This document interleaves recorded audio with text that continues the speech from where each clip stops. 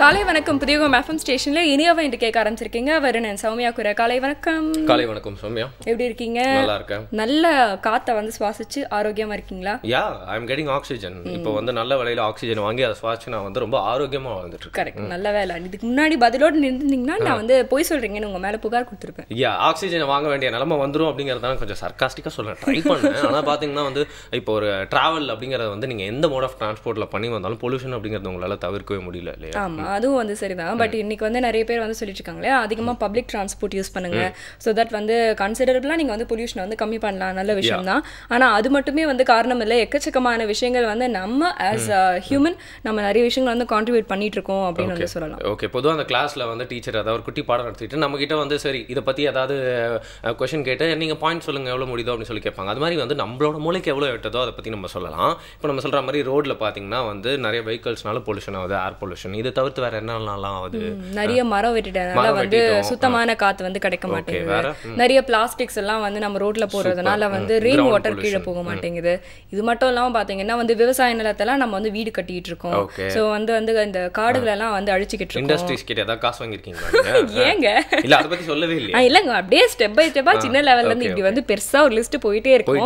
அத சொல்லணும்னா இன்னைக்கு நம்மள 1.5 மணி நேரம் எபிசோட வந்து நம்ம கான்ட்ரிபியூட் பண்ணணும் அப்படின்னு நினைக்கிறேன். நிறைய பேருக்கு வேலையே இருக்காதுன்னு நினைக்கிறேன். அத சொல்லிட்டா. எனவே பாத்தீங்கன்னா இந்த நேச்சர் அப்படிங்கறது வந்து கன்சர்வேட் பண்ணணும் அப்படிங்கறத பத்தி பேசுறதுக்கு முன்னாடி ஏன் இந்த விஷயத்துல பத்தி சொல்லிட்டு இருக்கோம்னா, நம்ம அதை எப்படிலாம் கெடுத்துட்டு இருக்கோம் அப்படின்னு நம்ம தெரிஞ்சுக்கணும் இல்லையா? அதெல்லாம் தப்பு அப்படிங்கறத வந்து உணரணும் அப்படிங்கிறதுக்காக தான் அதெல்லாம் சொன்னோம். அந்த கன்சர்வேஷன் பத்தி வந்து ஏற்கனவே நம்ம நிறைய வாட்டி நிறைய விஷயங்கள் பேசின ஒரு கெஸ்ட் தான் வந்து இன்னைக்கு வந்து நிறைய தெரியாத விஷயங்கள் புது விஷயங்கள்லாம் சொல்ல போறாரு. ஸோ நேச்சர் கன்சர்வேஷன் டேல இன்னைக்கு நாம நிறைய விஷயங்களை வந்து புரிஞ்சுக்க போறோம் அப்படின்னு நம்பலாம். பட் அதுக்கு முன்னாடி ஒரு முத்திரையை கத்துக்கலாம். சூப்பர், ஒரு நேச்சுரல் முத்திரையை கத்துக்கலாம், பார்க்கலாம்.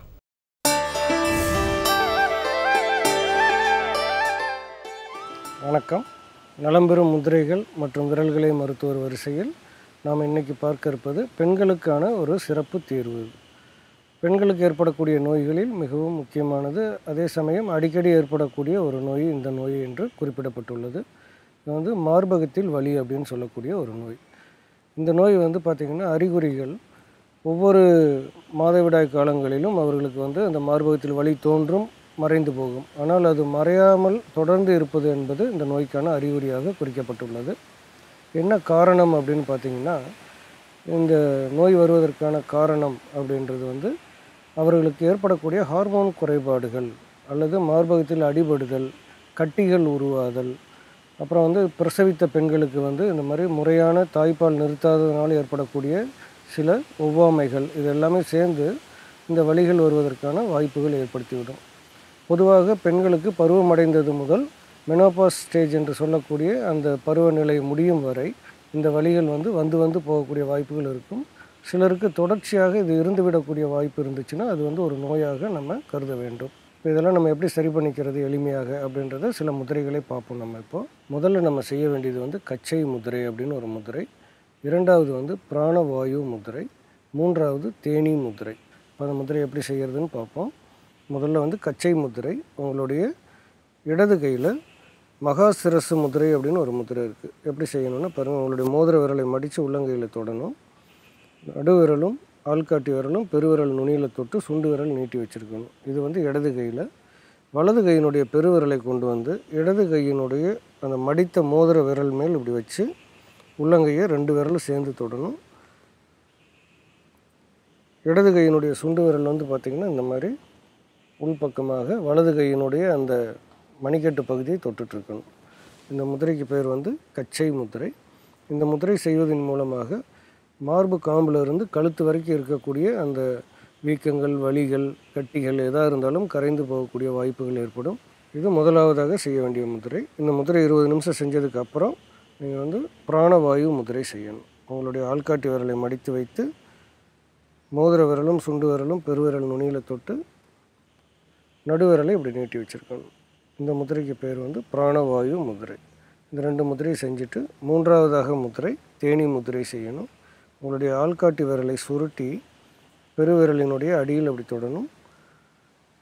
பெருவிரலினுடைய நுனி வந்து உங்களுடைய நடுவிரலினுடைய பக்கவாட்டில், மேல் கோட்டினுடைய பக்கவாட்டில் தொடணும். இந்த 3 முதிரையும் வரிசைப்படி ஒன்றன் பின் ஒன்றாக 20-20 நிமிடம் செய்ய வேண்டும். இப்படி நம்ம இந்த முதிரைகளை செய்வதன் மூலமாக முழுமையான உடனடியான தீர்வு கிடைக்கும். தொடர்ந்து நமக்கு அந்த நோய் வராமல் இருப்பதற்கு சில மூலிகைகளையும் பயன்படுத்துவது ரொம்ப அதி புத்திசாலித்தனமாக இருக்கும். அப்படி ஒரு எளிமையான ஒரு மூலிகை என்னென்னு பார்த்தீங்கன்னா, மாதுளம் பழத்தினுடைய அந்த ஓடு இருக்குது பாருங்கள், மாதுளம் பழ ஓடு. அந்த மாதுளம் பழத்தினுடைய ஓட்டை எடுத்து நல்லா கொஞ்சம் காய வச்சுக்கோங்க. காய வச்சு பொடி பண்ணிக்கோங்க. அல்லது பச்சையாக கூட நீங்கள் வந்து அதை அரைச்சிக்கலாம். அரைச்சிட்டு விளக்கெண்ணெய் தேவையான அளவு, ஒரு மாதுளம்பழ ஓடு எடுத்துட்டிங்கன்னா ஏறக்குறைய ஒரு 100 ml விளக்கெண்ணெய், சுத்தமான விளக்கெண்ணெய் எடுத்து அதை நீங்கள் காய்ச்சணும். விளக்கெண்ணெயை காய்ச்சி அந்த சூடானதுக்கப்புறம் இந்த மாதுளம்பழத்தை அரைத்து வைத்த அந்த ஓடு இருக்குது இல்லைங்களா, அதை போட்டு அப்படியே அதில் வந்து அந்த ஓடு பொறி பொறியாக மிதந்து வர அளவுக்கு நீங்கள் வந்து சூடு பண்ணிகிட்டே இருக்கணும். அது மிதந்து வரும் பக்குவத்தில், புகை வராமல் அந்த உள்ளே மூழ்கி இருக்கக்கூடிய அந்த மூலிகை கலவையானது மேலே வர வரைக்கும் அப்படி காய்ச்சணும். அதுக்கப்புறம் அதை எடுத்து வடித்து வச்சுக்கோங்க.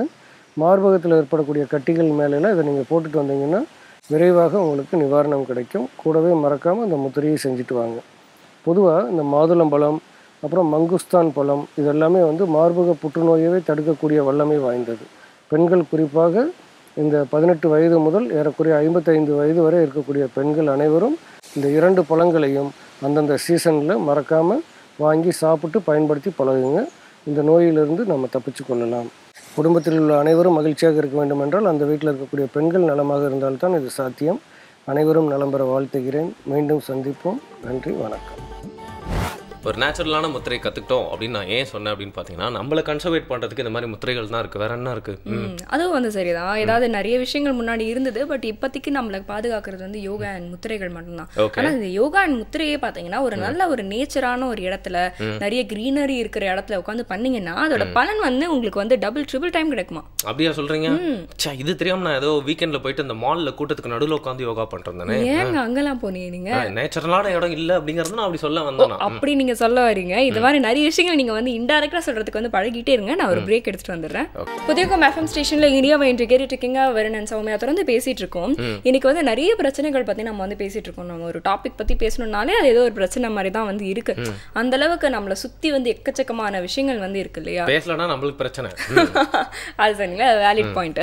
ஸோ இன்னைக்கு வந்து ஒரு பிரச்சனையை பத்தி தான் அகைன் நம்ம வந்து பேச போறோம். நலம் அன்புடன் பகுதியில் நம்ம சித்த வைத்தியர் வந்து அதுக்கான சொல்யூஷன் சொல்ல போறாரு. என்ன பிரச்சனை? ஓகே, என்ன பிரச்சனை அப்படின்னா கருச்சிதைவு இன்னைக்கு வந்து நிறைய வந்து நடந்துட்டு இருக்கு இல்லையா வருண்? அதுக்கு வந்து நிறைய பேர் என்ன காரணம் வந்து சொல்றாங்கன்னா வந்து நம்மளுடைய கருப்பை, அதாவது பெண்களுடைய கருப்பை வந்து ரொம்ப வீக்கா இருக்கு, அதுக்கு வந்து லைஃப் ஸ்டைல் சேஞ்சஸ், உணவு பழக்கம், இப்படி வந்து பல காரணங்கள் இருக்கு அப்படிங்கிற மாதிரி சொன்னாலும் இதுக்கான தீர்வு என்ன அப்படிங்கிறதா இன்னைக்கு நிறைய பேர் மத்தியில் இருக்க ஒரு கேள்வி. கண்டிப்பா நீங்க சொன்ன மாதிரி உணவு பழக்கம் மட்டும் இல்லாமல் லைஃப் ஸ்டைல், அதுக்கப்புறம் ஜென்ரலாகவே வீக்கான நிறைய விஷயங்கள் வந்து அவங்களே தங்களுக்கு செஞ்சுக்கிறதுனால அப்படின்னு சொல்லலாம் இல்லையா? எக்ஸசைஸ் பண்ணாமல் இருக்கிறது, இல்லை வேலைகள் மாதிரியான எக்ஸசைஸ் இந்த காலகட்டத்தில் வந்து பண்ணுறதுக்கு வாய்ப்பு இல்லாமல் இருக்கிறது அப்படின்னு கூட வந்து சொல்லிட்டே போகலாம். பட் அதுக்குண்டான தீர்வை வந்து இன்னைக்கு சித்த வைத்தியத்தில் என்ன அப்படிங்கிறத பார்க்கலாம்.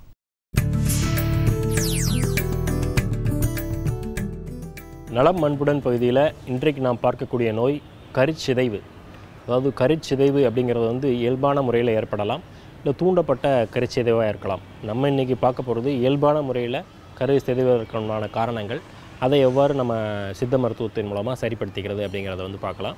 பொதுவாக கருச்சிதைவுக்கான காரணங்கள் பார்க்கும்போது கருப்பையில் கரு பற்றாமல் சரியாக பற்றில்லாத ஒரு நிலைமையை வந்து கருச்சிதைவுக்கான முதன்மையான காரணங்களாக சொல்லுவோம். அதாவது உயிரணுவும் அண்டமும் சேர்ந்து கருவாக உருவாகி கருப்பையினுடைய சுவற்றில் நன்றாக பொதிந்திருந்தால் தான் அது வந்து குழந்தையாக பிற்காலத்தில் வந்து உருவாக முடியும். அந்த மாதிரியாக பொதிகிறதுல ஏதாவது பிரச்சனை இருந்ததுன்னா அது கருச்சிதைவுக்கு வந்து முதன்மையான காரணமாக இருக்கும். உயிர் அணுக்கள் ஏதாவது கோளாறு இருந்தது, அண்டமும் உயிரணுவும் சேர்றதுல ஏதாவது பிரச்சனை இருந்தது, உயிரணுக்கள் கோளாறுனால சரியாக பொதியாமல் இருந்ததுனாலும் அதுவும் கருச்சிதைவுக்கு வந்து முக்கியமான காரணமாக இருக்கும். கருப்பையை விட்டு கரு குழாயில் வந்து கரு சேர்ந்துருந்தது அப்படின்னாலும், அதாவது கருப்பை இல்லாமல் எக்டோபிக் ப்ரெக்னன்சி அப்படின்னு சொல்லுவோம், அதுவும் வந்து இந்த இயல்பான கருச்சிதைவுக்கு வந்து ஒரு முக்கியமான காரணமாக இருக்கும். மரபு சார்ந்த காரணங்கள், பரம்பரையாக அந்த மாதிரி கருச்சிதைவு அந்த குடும்பத்தில் இருந்திருக்கு பெண்களுக்கு அப்படின்னா அந்த மரபு சார்ந்த காரணங்களும் இந்த கருச்சிதைவுக்கு வந்து முக்கியமான காரணமாக இருக்கும். பெண்களுக்கு இயல்பாக இருக்கக்கூடிய மன அழுத்தம், இல்லை சூழ்நிலை காரணமாக வேலைப்பளுவாக இருக்கலாம், இல்லை புறச்சூழ்நிலையாக இருக்கலாம், இல்லை வேலை நெருக்கடியாக இருக்கலாம், இந்த மாதிரியான மன அழுத்தமும் இந்த கருச்சிதைவுக்கு வந்து முக்கியமான காரணமாக இருக்கும்.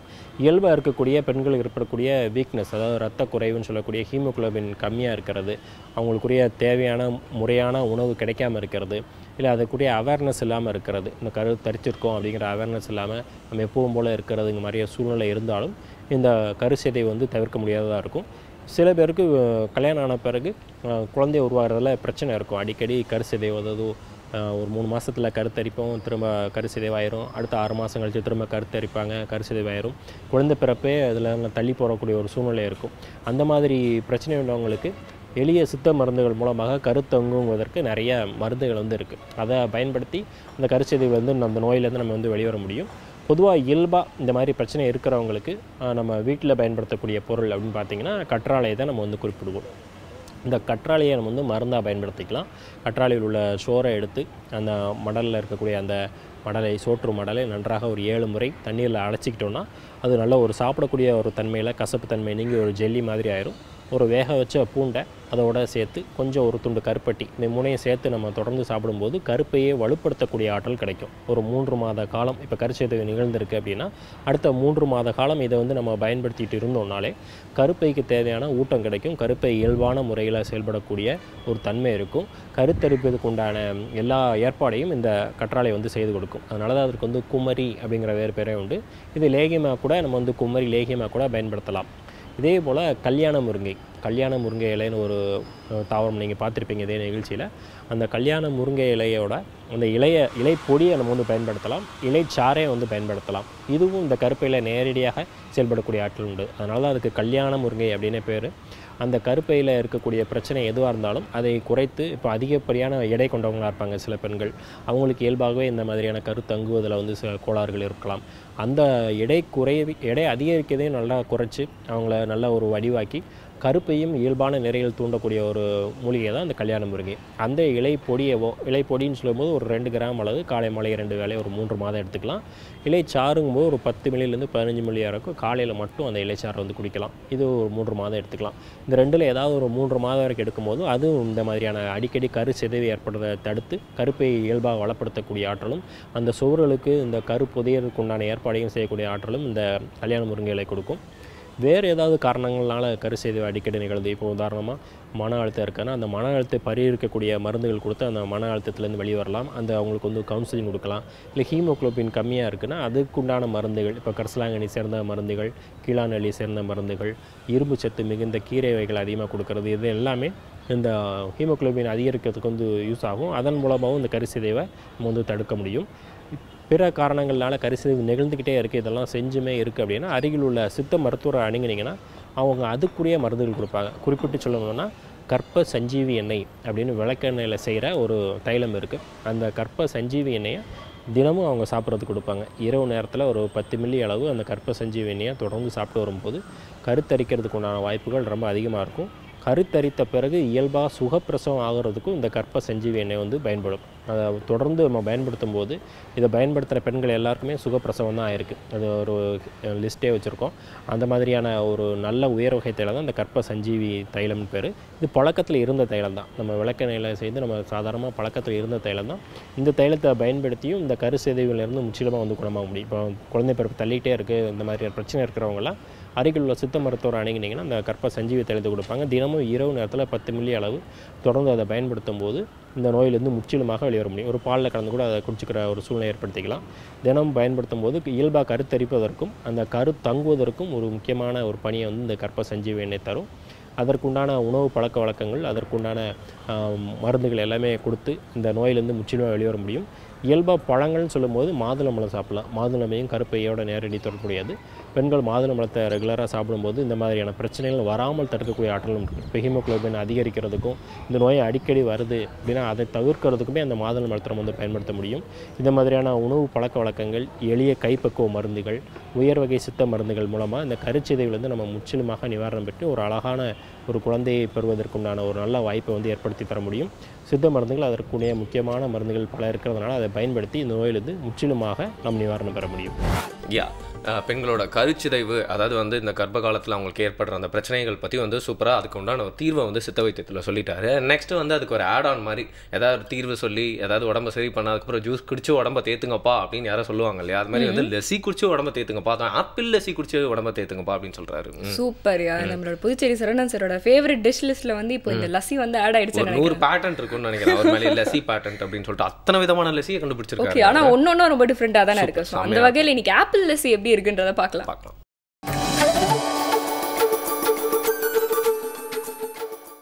அனைவருக்கும் வணக்கம். இன்றைய பசுமை உணவுகள் பகுதிக்கு உங்களை வரவேற்பதில் மகிழ்ச்சி அடைகிறேன். இன்றைக்கி நம்ம செய்ய போகிற உணவு ஆப்பிள் லஸ்ஸி. எப்படி செய்யலாம்னு முன்னாடி என்ன தேவைன்னு பார்க்கலாம். பொடியாக தோல் நீக்கிய ஆப்பிள், தயிர், உலர் திராட்சை, ஆரஞ்சு சாறு, நாட்டு சர்க்கரை. எப்படி செய்யலாம்னு பார்க்கலாம். இப்போ நம்ம நாட்டு சர்க்கரை கொஞ்சம் போட்டுக்கலாம். அதிகமாக போட தேவையில்லை, கொஞ்சம் சுவை ஊட்டுறதுக்கு மட்டும்தான் நாட்டு சர்க்கரை போடுறோம். ஏன்னா இது ஸ்வீட் லஸ்ஸி பண்ணுறோம் இல்லையா, அதனால்.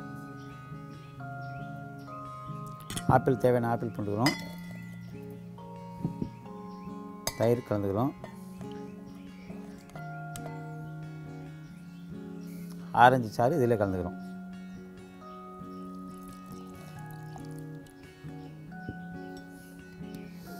தனியாக ஆப்பிள் ஜூஸு தனியாக பண்ணலாம். இது ஏன் ஒன்றா சேர்த்து கலக்கிறேன்னா, ஆப்பிளில் வந்து அதிக பியூட்டோகல்டன் இருக்குது. அது தனியாக நம்ம போடும்போது கருத்துரும். அது கருக்கிறதுக்கு முன்னாடி என்ன பண்ணணும், ஆரஞ்சு சாறையும் தயிரால் கலந்துடணும். கருக்காது, அந்த முழுமையான சுவை நமக்கு கிடச்சிடும்.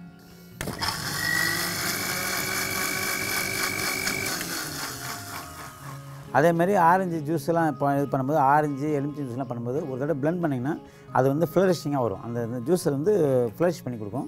அது ரொம்ப நல்லது, அந்த ஃப்ளேவர் வந்து நல்லாயிருக்கும்.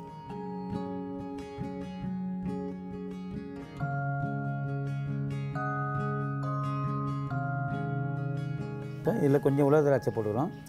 இந்த உலர் திராட்சை எதுக்காக போகிறோம்னா, இது வந்து எந்த சுவையில் இருந்தால் உலர் திராட்சை சேர்த்து சாப்பிட்டு கடிச்சு இந்த ஜூஸ் குடிக்கும்போது ரொம்ப நல்ல சுவை வந்து கடிப்படும் வாயில். அதுக்காக தான் இந்த உலர் திராட்சை மேலே போடும், கலந்துடும். இது வந்து குழந்தைகள், பெரியவர்கள் எல்லாருமே விரும்பி சாப்பிட்லாம், உறவினர்களுக்கு கொடுக்கலாம். இதில் ஆப்பிளில் பண்ணாங்கன்னு தெரியாது. லஸ்ஸி வந்து வித்தியாசமான டேஸ்ட்டில் இருக்கும். ரொம்ப நல்ல பசுமையான உணவு இது. வேறு ஒரு நல்ல உணவோடு அடுத்த நிகழ்ச்சி சந்திக்கலாம். நன்றி. ஒரு ஃபேமஸ் ப்ராவர்ப் இருக்கு இல்லையா, ஆப்பிள் அவே கீப்ஸ் டாக்டர் அவே. இது ஏன் சொல்றாங்கன்ற வந்து தெரியுமா வருண்? அந்த ஆப்பிள் சாப்பிட்டா ஹெல்த்தி ஆயிரும், டாக்டர் கிட்ட போக தேவையில்ல அப்படிங்கிறது. ஏன் அப்படின்னா, ஆப்பிள்ல பாத்தீங்கன்னா உங்களுக்கு வந்து கொலஸ்ட்ரால், ஃபேட்லாம் வந்து கிடையவே கிடையாது. நிறைய நார் சத்து இருக்கு. நீங்க வந்து நார் சத்து இருக்கிற சாப்பாடை வந்து எடுத்துக்கிட்டீங்கனாலே வந்து அது ரொம்ப நல்லது. அண்ட் அந்த சத்தோட சேர்ந்து வந்து கொலஸ்ட்ரால் இருக்கக்கூடாதுன்றது வந்து மேண்டேட்டரியான விஷயம். கரெக்ட் தான் நீங்க சொன்னது. ஆனா இப்பெல்லாம் நிறைய பேர் வந்து கரண்ட் போயிட்டு ஆப்பிள் வச்சு எல்லாருமே பத்த வச்சு வெளிச்சத்தை வந்து உண்டாக்கிட்டு இருக்காங்க. நீங்க சும்மா ஒரு பிளேட் எடுத்து மேல சீவுனாலே அவ்வளவு மெழுகு வருது. அதை வச்சு மெழுகுவத்தியை நம்ம வந்து மேனுஃபேக்சர் பண்ணலாம் போல. கரெக்ட். அப்ப நேச்சுரலான விஷயங்கள் சாப்பிட்டாலும் அதுல நம்ம என்னென்ன விஷயங்களை நீக்கணும்னு வேற தெரிஞ்சுக்க வேண்டியிருக்கு. இவ்வளவு விஷயங்கள் நாங்க எங்க தெரிஞ்சுக்கிறது அப்படின்னு நீங்க வந்து கேட்கறது எங்களுக்கு ஏக்கத்தோட கேட்கறது புரியுது. தெரிஞ்சுக்கலாம். தொடர்ந்து பிரேக் அப்புறமா நம்ம இனியா வேண்டிய நிகழ்ச்சியில். Welcome back. புதிய எஃப்எம் ஸ்டேஷன்ல இனியா வேண்டிய கேட்டுருக்கீங்க. வரன் சௌமியா கூட நேச்சர் கன்சர்வேஷன் டேல வந்து பேசிட்டு இருக்கோம் இல்லையா. நேச்சர் கன்சர்வேஷன் அப்படிங்கிற டேர்ம் மேபி நம்மளுக்கு வந்து ரொம்ப பரிச்சயமா இருக்கலாம். ஆனா இது சம்பந்தப்பட்ட விஷயங்கள் பாத்தீங்கன்னா வந்து ஒன்னொன்னு அப்டேட் ஆயிட்டே இருக்கிற மாதிரி பிரச்சனைகளும் அப்டேட் ஆயிட்டே இருக்கு அப்படின்னு சொல்லலாம். சோ இது சம்பந்தமா நம்மளுடைய கேள்விகளுக்கு பதில் சொல்றதுக்கு பாத்தீங்கன்னா நேச்சர் ட்ரஸ்டுடைய ஃபவுண்டர் திருநாரணன் அவர்கள் வந்திருக்காங்க. வணக்கம் sir. Thank you so much for coming sir. இன்னைக்கு நேச்சர் கன்சர்வேஷன் அப்படிங்கிற விஷயத்தை பற்றி பேசினால இன்னைக்கு யார் சார்பாகவும் நேச்சருக்கு எதாவது நல்லா செய்யுது அப்படின்னாலே வந்து அந்த கன்சர்வேஷன் அப்படிங்கிற வார்த்தையை அப்பப்போ யூஸ் பண்ணிட்டு இருக்காங்க. ஸோ அந்த நேச்சர் கன்சர்வேஷன்னா என்ன, அதில் நம்மளுக்கு மனிதர்கள் அப்படிங்கிற பட்சத்தில் என்ன பங்கு இருக்குது அப்படின்னு சொல்லுங்கள் சார். கன்சர்வேஷன்ன்ற வார்த்தை இன்றைக்கி அதிகமாக எல்லாரும் யூஸ் பண்ணிகிட்டு இருக்க ஒரு வார்த்தை. மோரோவர் நேச்சரில் எந்த ஒரு பாதிப்பு ஏற்பட்டாலும், பிரச்சனைகள் வந்தாலும் நம்ம கன்சர்வேஷன் பண்ணணும் அப்படின்னு பேசிகிட்டு இருக்கோம். இதில் மெயினாக இந்த கன்சர்வேஷன் எங்கே அதிகமாக வருதுன்னா, அந்த வாட்டர் கன்சர்வேஷனில் தான் அதிகமாக பிரச்சனைகளை. ஏன்னா அதுதான் அதிகமாக நம்ம சந்திக்க வேண்டியிருக்கு. அப்போ வந்து ரெயின் ஹார்வெஸ்டிங், பவர் ஹார்வெஸ்டிங், இது மாதிரி வார்த்தைகளை கன்சர்வேஷன். இந்த முதல்ல இந்த கன்சர்வேஷனுன்றது தமிழ் அழகான ஒரு அர்த்தம் என்ன, பேணுதல். என்னை பொறுத்த மட்டும் கன்சர்வேஷன்னா ப்ரொடெக்ஷன் அப்படின்லாம் சொல்லுவாங்க. எனக்கு நான் சந்தித்த வரையும் கன்சர்வேஷன்ன்றது ஒரு இயற்கை சார்ந்த இடம், கன்சர்வ் பண்ணணும் அப்படின்னு நம்ம பேசினோம்னா அந்த இடத்த இருப்பதை போலவே வைத்திருந்தாலே போதும். இதுதான் கன்சர்வேஷன். பேணுதல் முறை தான் மெயின். இதுக்கோசம் உடனே அந்த ஒரு இடத்த கன்சர்வ் பண்ணணும், ஒரு நீர்நிலை இருக்குது அந்த இடத்த கன்சர்வ் பண்ணணும்னு சொல்லிட்டு சுத்தமாக அதை போய் பெரிய பள்ளம் நோண்டி இருக்கக்கூடிய மண்ணெல்லாம் மூடிட்டு சுற்றி வாக்கவே பண்ணுறோம், அது பண்ணுறோம், சிமெண்டெல்லாம் போட்டு பண்ணுறத விட that is not conservation. Conservation வந்து அந்த இடத்துல அது என்ன சார்ந்த இடமா இருந்ததோ அது அங்கே நிறைவேறணும். ஸோ அதை மாற்றிவிட்டு அதை நம்ம காப்பாற்றுறோன்ற பேரில் நம்ம வேறு விதமான ஒரு டோப்போகிராஃபியை மாற்றி அதோட சூழ்நிலையை மாற்றி அழகுக்கோசம் செய்கிறது கன்சர்வேஷன் கிடையாது. இது நம்ம ஜென்ரலாகவே தமிழகம் இந்தியாவை பொறுத்த மட்டும் பார்த்திங்கன்னா நம்மளுடைய கன்சர்வேஷன் ஆக்டிவிட்டீஸ் வந்து ரொம்ப பழங்காலத்திலிருந்தே இருந்துக்கிட்டு இருக்குது. அது மெயினாக நம்ம தமிழகத்தில் பார்த்திங்கன்னா இந்த நீர், நிலை, குட்டை இதெல்லாம் சொல்லக்கூடிய வார்த்தைகள் தமிழில் அதிகமான வார்த்தைகள் தமிழில் இருக்குது. ஏன்னா அவங்க முன்னாடி இருந்தே கோயில் குளங்கள், நீர்நிலைகள் சம்மந்தப்பட்ட, ஆமாம், நீர்நிலை சம்மந்தப்பட்ட வார்த்தை அதிகமாக இருக்குது. கோயில் குளங்கள் அப்படி இது மாதிரி சார்ந்த நீர்நிலைகள்லாம் இவங்க முதல்ல இருந்தே பாதுகாத்துட்டு வராங்க. இதில் ஒரே ஒரு எக்ஸாம்பிள், இப்போ ரீசன்ட் டெவலப்மெண்ட்டில் நான் எனக்கு தெரிஞ்சது என்னென்னா, நம்ம பள்ளிக்கரணை சதுப்பு நிலத்தை பார்த்தீங்கன்னா அதை சுற்றி ஒரு 32 வாட்டர் டேங்க்ஸ் இருக்குது. அதை சுற்றி விவசாயம் நடந்துகிட்டு இருக்குது, இன்னும் சில இடங்களில் நடந்துக்கிட்டு இருக்குது. இந்த வாட்டர் டேங்க்ஸோட அமைப்பு எப்படி இருக்குதுன்னு பார்த்தீங்கன்னா, ஒவ்வொரு மழைக்காலங்களில் அது ஒவ்வொன்றும் ஃபுல்லான உடனே அதுலேருந்து படிப்படியாக தண்ணி வந்து, அதாவது வெள்ளப்பெருக்கு ஏற்படும்ன்ற சூழல் ஏற்படும் போது 2007 அப்போ தான் ஏற்பட்டது, அதுக்கப்புறம் ஒன்றும் இல்லை. அது ஏற்படும் போது அந்த தண்ணி ஒவ்வொன்றா வந்து பள்ளிக்கரணைக்கு வந்து பள்ளிக்கரணை கடலுக்கு போகும். ஸோ இது ஒரு அழகான சிஸ்டம் மெயின்டைன் பண்ணி வச்சுருந்தாங்க. இன்றைக்கி வந்து கிட்டத்தட்ட அந்த கன்சர்வேஷன் மெத்தடாலஜியே போய் அங்கங்கே என்க்ரோச்மெண்ட் வந்து நின்று போச்சு. ஸோ லெட்டஸ் ஸ்டார்ட்ன்ற மாதிரி இயற்கையாகவே அமைப்பாகவே நம்மளுடைய இடங்களில் இருக்குது. அதை புனரமைக்கிறோன்ற பேரில் பத்திரமா இருக்கிற கண்டிஷனோடு செஞ்சு அதை வந்து மீண்டும் எல்லாமே டுவர்ட்ஸ் ஹியூமன் மேன்கைண்டு தான், அவங்களுக்கு சேர்றதுக்கு உண்டான வழி செய்கிறது தான்.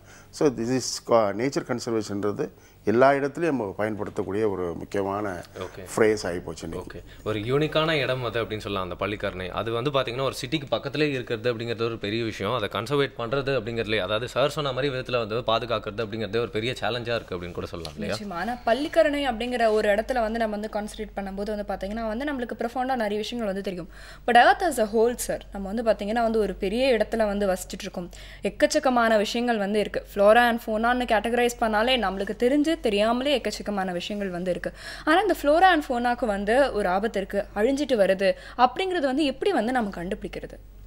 எப்பயுமே நம்ம ஒரு குளோபலி நம்ம பேசும்போது நிஜமாகவே வி ஷுட் டாக் குளோபலி தான் இந்த கன்சர்வேஷன். ஆனால் அந்த குளோபலி எங்கே ஆரம்பிக்குது? ஒவ்வொருத்தங்கிட்டிருந்து தான். Start from every individual. அங்கே அவனுக்கு பாதிப்பு ஏற்படும் போது தான் அவனுக்கு பெரிய லெவலில் தெரியும். ஃபார் எக்ஸாம்பிள் இது வந்து ஒரே ஒரு இதில் எக்ஸாம்பிள் சொல்லப்போனால் குளோபலின்னு பேசணும்னா let us take polar bear. இந்த போலார் பியருடைய கிளைமேட் சேஞ்ச், பருவநிலை மாற்றத்தில் எல்லாரும் என்ன நினச்சிட்டு இருக்காங்கன்னா, இந்த கிளேசியஸ் சீக்கிரம் கரையுது ஆர்டிக்கில். ஸோ அதனுடைய வாழ்விடம் பாதிக்கப்படுது. அது ஒரு காரணம் தான். ஆனால் இதனுடைய ஒரு ஃபுட் செயினை எடுத்து நீங்கள் பார்த்தீங்கன்னா, அந்த ஐஸ் கிளேசியஸில் சன்லைட்டினுடைய இதால் வெப்பத்தால் ஒரு ஐஸ் ஆல்கேன்னு சொல்லக்கூடிய ஒரு விதமான ஜூ பிளாங்டன் ஃபார்மேஷன் அது வந்து எங்கே பார்த்தாலும் பரவி வரும். அதை சாப்பிடக்கூடிய மீன் ஆர்டிக் கார்டுன்னு சொல்லக்கூடிய ஒரு ஃபிஷ். இந்த ஆர்டிக் கார்டை சாப்பிடக்கூடிய சீல், வால்ரஸ் போன்ற உயிரினங்கள். இந்த சீலோடைய சிறிய பப்ஸை தான் இந்த ஃபீமேல் போலார் பியர் சாப்பிடும். ஸோ இந்த குளோபல் வார்மிங், இந்த கிளைமேட் சேஞ்சால் என்ன ஆகுது உங்களுக்கு, இந்த ஐஸ் கிளேசியஸ் ரொம்ப கரைகிறதால இந்த ஐஸ் ஆல்கே வந்து கார்பன் டை ஆக்சைடு எடுத்துக்கிட்டு ஆக்சிஜனை கீழே கடலுக்கடியில் செலுத்தி அதை சாப்பிடக்கூடிய மீன் வகைகள்லாம் இருக்குது. இந்த குளோபல் வார்மிங்கில் ஐஸ் ரொம்ப சீக்கிரம் மெல்ட் ஆகிறதால உங்களுக்கு அந்த ஆல்கே ஃபார்மேஷன் கம்மியாகுது. அதே நேரத்தில் இது ஒரு குறிப்பிட்ட ஸ்ப்ரிங் டைமில் மட்டும்தான் இது வந்து போலார் பியர் சாப்பிடும். ஸோ அந்த சூழலில் அதுக்கு உண்டான அமைப்பு இல்லாத, இது வந்து தண்ணியில் இருக்கும்போது அதனால் வேட்டையாட முடியாது, அது ஐஸ் கேவ்ஸில் இருக்கும்போது தான் சாப்பிடும். ஸோ இந்த மாதிரி இந்த ஃபுட் செயின் எங்கே கட் ஆகுதோ அங்கே ஒரு 20,000 போலார் பியர் இருக்கிற இடத்துல இன்னும் வந்து கிட்டத்தட்ட இதில் 80% we will lose. இது இன்டர்நேஷ்னல் குளோபலாக ஒரு விஷயம். அதே நேரத்தில் இந்த கனடா பக்கத்தில் இருக்கக்கூடிய இடங்கள்லாம் பார்த்திங்கன்னா இந்த ஐஸ் கரைய அங்கே கிரிஸ்லி பியர் வந்துட்டு அதனுடைய போலார் பியரோட பப்ஸ் சாப்பிட ஆரம்பிச்சது யங் ஒன்ஸை. ஸோ அங்கேயும் ஒரு ட்ரமாட்டிக் டிஸார்டர் நடக்குது. ஸோ இது இன்டர்நேஷ்னலாக எல்லாருக்கும் தெரியக்கூடிய ஒரு பெரிய அலார்மிங் விஷயம். அதே நேரத்தில் நம்ம ஊரில் எப்படி அந்த அடியுதுன்னு தெரியறதுக்கு இந்த வல்ச்சர்ஸ், பெருந்தினி கழுகுன்னு சொல்கிறோமே, அதுவும் அதே மாதிரி தான். அது வந்து ஒரு முட்டை தான் வருடத்துக்கு ஒரு முட்டை இடும். அதை வைக்கிறதுக்கு உயர்ந்த மரங்கள் நம்மளுக்கு தேவைப்படும். அந்த மரங்களெல்லாம் நம்ம இன்றைக்கி கிட்டத்தட்ட முடிச்சிட்டோம். ஸோ அதனால் அதனுடைய இனம் கொஞ்சம் கொஞ்சமாக அடியுது. அது மட்டும் இல்லாமல் இந்த டைக்ளோனாஃப் பெயின் கில்லர் ஒன்று இந்த கேட்டில்ஸ்லாம் கொடுத்து அது சாப்பிட்றதால அதோடைய லிவர் பாதிக்கப்பட்டிருந்தது. ஸோ அதை நிறுத்தணும்னு சொல்லியிருக்காங்க கவர்மெண்ட். இருந்தாலும் அங்கங்கே மனிதர்களுக்கு கொடுக்க வேண்டியதை கொண்டு போய் அவங்க கேட்டில் யூஸ் பண்ணுறதால இன்னும் அதனுடைய பாப்புலேஷன் இது மாதிரி தான் எக்ஸ்டிங்க்ட் லெவல். நம்ம ஏற்கனவே ஏசியன் சீட்டா இழந்துட்டோம், பென்டாங்னு சொல்லிட்டு ஒன்று இருந்தால் இழந்துட்டோம். அதுதான் இது சரால் எக்ஸ்டிங்ஷன். இன்னும் பெருசாக சொல்லப்போனால் நம்ம பார்க்க முடியாது டைனாசர்னு சொல்கிறாங்களே, அதுவும் திஸ் கைண்ட் ஆஃப் ஒரு எக்ஸ்டிங்ஷன் தான் போயிடுச்சு. அது அடியை வந்து கேட்டது வந்து இந்த மாதிரி தான் நம்மளுக்கு தெரிய வரும் கடைசி ஸ்டேஜில் தான். ஸோ வி ஆர் லூசிங் அப்படின்னு தெரிய வரும். அந்த நேரத்தில் நம்ம காப்பாற்ற முடியுமான்றது தான் ஒரு கேள்விக்குறியாக இருக்குது இன்றைக்கி. Okay sir. ஆனால் டவுட் என்ன அப்படின்னு பார்த்தீங்கன்னா வந்து நீங்கள் சொல்லியிருந்தீங்க இப்போ ஒரு வல்ச்சர் அப்படின்னாலே ஒரு முட்டை தான் இடம், ஒரு ஹைட்டான பிளேஸில் தான் வைக்கன்ற பட்சத்தில் அந்த மரம்லாம் நம்ம அழிச்சிட்டோன்னா அந்த மரத்தை வச்சு திருப்பியும் அது ஹைட் வளர்கிறதுக்குள்ளே அந்த வல்ச்சர்ஸ்லாம் என்ன பண்ணும்? ஸோ அதுவே வந்து ஒரு பெரிய சேலஞ்சாக இருக்குது அப்படின்னு சொல்லலாம். இது மாதிரி நிறைய கேள்விகள்லாம் எழும்பும்போது அந்த கன்சர்வேஷன் அப்படிங்கிற பேரில் நிறைய பேர் வந்து ஒரு தப்பான முறையில் அதை பண்ணிட்டு இருக்காங்க அப்படிங்கிறத நீங்கள் முதலே சொல்லியிருந்தீங்க. உதாரணத்துக்கு ஒரு பார்க்குக்குள்ளே ஃபுல்லாக ட்ரீ அண்ட் செடிலாம் வைக்கிறது, அதே மாதிரி வந்து விலங்குகளை வந்து ஒரு ஜூக்குள்ள அழகாக வச்சுக்கிறதுன்றது கன்சர்வேஷன் ஆயிராது இல்லை சார்? ஸோ நம்ம டிஸ்டர்ப் பண்ணாமல் விட்டாலே போதுமா? ஆமாம், என்னை பொறுத்த மட்டும் கன்சர்வேஷன்ற எனக்கு அது என்னுடைய எக்ஸ்பீரியன்ஸில் என்னுடைய இதில் கன்சர்வேஷன்றது வந்து இருப்பதாகவே மெயின்டைன்டு பண்ணணும். இப்போ சில இடங்களில் வந்து இந்த ஒரு இடம் ஃபார் எக்ஸாம்பிள் பள்ளிக்கன்னு எடுத்துங்களேன். பள்ளிக்கரணை ரிஸ்டோரேஷன் ஒர்க்கில் நம்ம அதை அதுக்கு செக்யூர்டையும் அதுக்கு உண்டான அமைப்பையும் ஏற்படுத்தினாலே போதும். அதை விட்டுட்டு நம்ம அதுக்கு அதிகப்படியான சில வேலைகள் செய்யும்போது ஓவர் ரிஸ்டாரேஷன் ஒர்க்கும் ஓவர் டெவலப்மெண்ட் ஒர்க்கும் பிரச்சனை. இப்போ நீங்கள் சொன்னீங்களா அந்த மரங்கள், இதே கான்செப்ட் தான் அந்த ட்ரீ பிளான்டேஷன். ஒன்றுமே இல்லை. ஒரு லேட்டஸ்ட்டு ஒரு ரிப்போர்ட் என்ன சொல்லுதுன்னா, இது வரைக்கும் இந்தியாவில் அது எங்கேன்னு படிக்கல, கம்மக்ராஸ் பண்ணேன் நான், கிட்டத்தட்ட 1 கோடி மரங்கள் ஹைவேஸ் டிபார்ட்மெண்ட் ரோடு போடுறதுக்கோசம் இழந்துட்டோம். ஆனால் அதுக்கு பதிலாக கோர்ட் ஆர்டர் சொன்ன மாதிரி 10% சொன்னால் கூட 1 லட்சம் மரம் கூட இன்னும் வைக்கலை. ஸோ நீங்கள் அந்த மரத்தை ஒரு 80 வருஷம் 100 வருஷம் மரத்தை நீங்கள் எடுத்து ஹைவேஸ் வெட்டிட்டோம், வேறு வழியில் வெட்டணுன்ற ஒரு சூழல் வரும்போது நீங்கள் யோசிச்சு பாருங்கள், வேறு மரத்தை வச்சு அந்த ஸ்டேஜ் வர்றதுக்கு எவ்வளோ நாள் ஆகும்? அதுக்கு ஒரு சிஸ்டம் வந்து இது ட்ரீ டிரான்ஸ்பிளான்டேஷன் அப்படின்னு சொல்லிட்டு. ஸோ அது மூலிமா நம்ம புதிதாக இப்போ இந்த மல்டி ஸ்பெஷாலிட்டி செக்ரட்டரியேட்டாக இருந்ததை இப்போ பண்ணியிருக்காங்களே, அங்கே 2-3 மரத்தை ட்ரீ பிளான்டேஷன் பண்ணியிருக்காங்க. அப்படியே அதுக்கு செலவு அதிகமாகும்னு சொல்கிறாங்க. ஆகட்டும் அப்படின்ற நான். ஏன்னா பிகாஸ் ஒரு 50 வருஷத்தில் ஒரு மரம் மனிதனுக்கு தரக்கூடிய ஆக்சிஜன் மற்றதெல்லாம் கணக்கு போட்டுப்பாங்க, பல லட்சம் அவங்க சொல்கிறாங்க, 35 some lakhs. So when 80 years 100 years கணக்கு பண்ணும்போது பார்த்தீங்கன்னா கிட்டத்தட்ட it goes to 70 and above.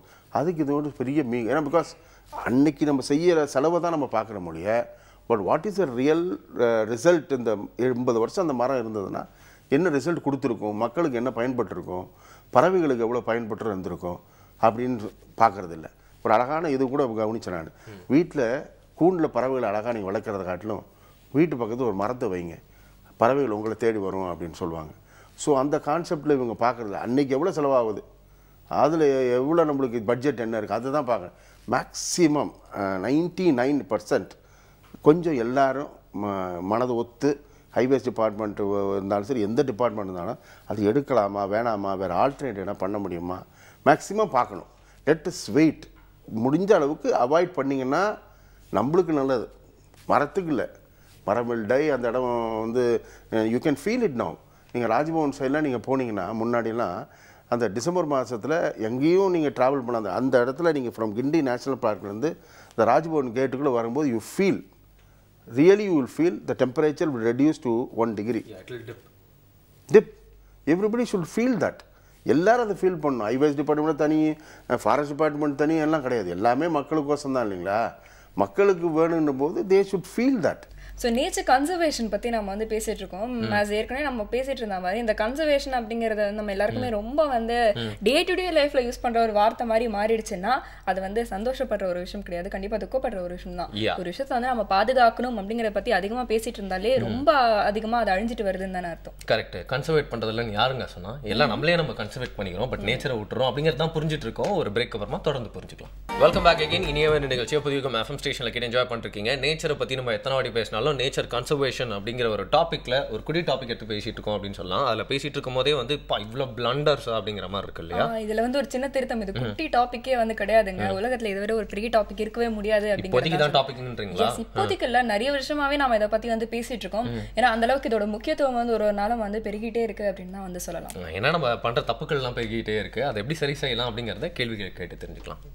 Sir, இப்போ நீங்கள் வந்து பேசிகிட்டு இருக்கும்போது வந்து சொன்னீங்க ஹைவேஸ்க்காக வந்து மரத்தை வந்து வெட்டினாங்க அப்படின்னு. இந்த ஒரு விஷயம் வந்து நான் வந்து கேள்விப்பட்டேன். ஒரு ஊரில் பார்த்தீங்கன்னா வந்து ரொம்ப பழங்காலத்து ஒரு மரத்தை வந்து வெட்டியிருக்காங்க. வெட்டியதுனால அந்த ஊர் மக்கள்லாம் சேர்ந்து அந்த மரத்துக்கு வந்து கண்ணீர் அஞ்சலி செலுத்தி அவங்களோட எதிர்ப்பை வந்து தெரிவிச்சிருக்காங்க. ஸோ இந்த ஒரு நோஷனில் எடுத்துக்கிட்டா இப்போ வந்து வரும் நிறைய பேர் வந்து கன்சர்வேஷன் பற்றி வந்து பேசிகிட்டு இருக்காங்க. நம்ம சொல்லி நிறைய விஷயங்கள் நம்ம வந்து பேசுகிறோம். பட் மக்கள் இந்த விஷயங்களை மாற்றிக்கணும், அந்த விஷயங்களை மாற்றிக்கணும் நம்ம வந்து பண்ணாலும் ஒரு சாரர் வந்து சொல்கிற கருத்து என்ன அப்படின்னா, மக்கள் பிளாஸ்டிக் யூஸ் பண்ணுறதை தவிர்த்து வேற என்ன செய்கிறாங்கன்னு தானே கேட்குறாங்க. கரெக்ட். இப்போ ஒரு லார்ஜ் ஸ்கேலில் எதுவும் செய்யறதில்ல அப்படின்னு நினச்சிட்டு இருக்காங்க. அது மாதிரி இன்னொரு சார் என்ன சொல்கிறாங்கன்னா வந்து அரசாங்கமும் தனியார் நிறுவனங்களும் தான் வந்து இந்த இயற்கை அழிவதற்கு வந்து நிறைய விஷயங்கள் வந்து அவங்க தான் கான்ட்ரிபியூட் பண்ணிட்டு இருக்காங்கன்ற மாதிரியும் ஒரு கருத்து இருக்குது. இது எந்த அளவுக்கு சரி சார்? அவங்க சொன்னாங்களே இந்த மரத்துக்கு அன்னி ஒரு ராஜஸ்தானில் செப்கோ மூமெண்ட்னு சொல்லக்கூடிய அப்பயே பண்ணாங்க. அப்பயே மரத்தை கட்டி பிடிச்சி அங்கே இருக்கக்கூடிய பெண்கள் அது ஒரு பெரிய மூமெண்ட்டாகவே இருந்துச்சு. இன்றைக்கி அது தொடர்றது சந்தோஷம்தான். ஆனால் அன்றைக்கி இருந்த அதே இந்தியா அதே பரப்பளவு அப்போ இருந்த மக்களுக்கும் உணவளிச்சது இல்லையா? இன்றைக்கி பல மடங்கு பெருகின அந்த ஹியூமன் பாப்புலேஷன் நிறுத்த முடியாத அளவுக்கு போயிட்டு இருக்கு. ஹியூமன் பாப்புலேஷனுக்கும் அதே பரப்பளவு இன்னும் சொல்லப்போனால் கொஞ்சம் பாகிஸ்தான் கொஞ்சம் போயிடுச்சு இதெல்லாம் போயிட்டு நம்மளுக்கு திருப்பி நம்ம உணவு பஞ்சம் இல்லாமல் சாப்பிட்டுருக்கோம். அதில் என்ன பெஸ்டிசைட்ஸ் இதெல்லாம் போட்டு நம்மளுடைய அக்ரிகல்ச்சரை இன்க்ரீஸ் பண்ணிட்டோம். ஸோ எல்லாமே வந்து அது அரசாங்கமானாலும் சரி தனியார் நிறுவனமானாலும் சரி என்னை பொறுத்த மட்டும் இண்டிவிஜுவல் இருந்து தான் அது வரணும். அரசாங்கத்துக்கிட்ட ஒரு வில்னஸ் இருக்கணும். ப்ரைவேட்டுக்கிட்ட இப்போ ரீசெண்டாக அந்த சிஎஸ்ஆர் அதெல்லாம் பண்ணிகிட்டு இருக்காங்க. இருந்தாலுமே ஃப்ரம் த பிகினிங் நான் சொல்கிறது every citizen should have that conscious. So இது நம்ம சார்ந்தது. சின்ன சின்ன விஷயத்துல தான் ஆரம்பிக்கலாமே. எத்தனை பேர் ரெடியாக இருக்கிறாங்க பேக் எடுத்துகிட்டு போகிறது கடைக்கு? அது லேட்டஸ்ட் அதுலேருந்து சொல்லுவோமே. இன்றைக்கும் நான் வந்து பார்க்குறேன் பல இடங்களில் ஒரு 5 வெங்காயம் வாங்கினாலும் அந்த கவருக்கோசம் நிற்கிறாங்க. அங்கேருந்து ஆரம்பித்து பள்ளிக்கணும் அவ்வளோ குப்பை வந்து கார்பேஜ் டப்பா அவ்வளோ ஆகாது. டன்ஸ் அண்ட் டன்ஸ் வருது. பிரிக்கிறதுக்கு தயாராக இல்லை இன்னும். அங்கங்கே பிரிக்கிறதுக்கு பல்லாவரம் மாதிரி இடங்களில் பண்ணாலும் இன்னும் பிரிக்கிறதுக்கு வந்து பயோடிகிரேடபிள் நான் டிகிரேடபிள் ரெடியாக இல்லை. ஸோ எதுவாக இருந்தாலும் திருப்பி அரசாங்கம் யாருக்கு பண்ணுது? மக்களுக்கோசம் தான். தனியார் யாருக்கு பண்ணுது? மக்களுக்கு. எல்லாமே பிலாங்ஸ் டு மேன்க்கு. இதில் வந்து வேறு லாப நஷ்டங்கள்ன்றது வேறு. பட் இவங்க இவ்வளோ தான் கம்மியாக பண்ணுறாங்க, அவங்க ஜாஸ்தி பண்ணுறாங்கல்ல. எவ்ரிபடி ஐ ஷுட் ஆல்சோ நான் கூட இதில் பங்கு எடுத்துக்கூடிய சூழலில் தான் இருக்கிறேன் நான். சமீபத்தில் பார்த்தீங்கன்னா வந்து இந்த குப்பைகள்லாம் வந்து ஒரு இடத்துல போயிட்டு குமிச்சு வச்சுருப்பாங்க. அதாவது பார்த்தீங்கன்னா அந்த சிட்டி சுற்றியோ இல்லை சிட்டிலையோ இது மாதிரி 2-3 இடம் இருக்கும். அங்கே பார்த்தீங்கன்னா ஒரு லார்ஜ் அளவில் அதாவது தாமஸ் மவுண்ட் லெவலுக்கே வந்து பார்த்தீங்கன்னா குப்பைகள்லாம் இருக்கிறது வந்து நீங்கள் அசால்ட்டாக பார்க்க முடியும்.